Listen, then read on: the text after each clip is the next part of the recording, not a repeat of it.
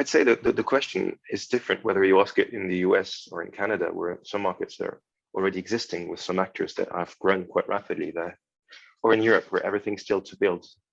And to some extent, foreign actors are trying to shape regulation so they can repeat the model that made them successful in their own country, in Europe.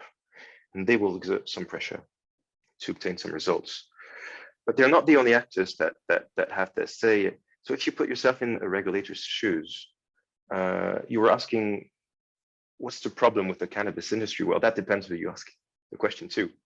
For instance, well, local communities will have a big talk on health and safety, whether it's safe if people drive, or if what happens if my kids ingest something that they shouldn't have.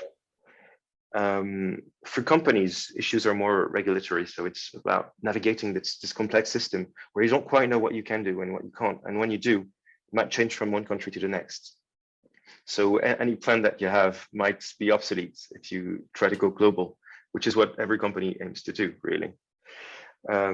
There's another issue, which is the social license to operate, which is how this plant with its history has generated some controversy, and it needs some social backing, public opinion backing, in order to operate at its full. And so that's another concern for companies that will try to exert some force so that people raise those issues and tackle them the right way. The last issue is the environmental issue.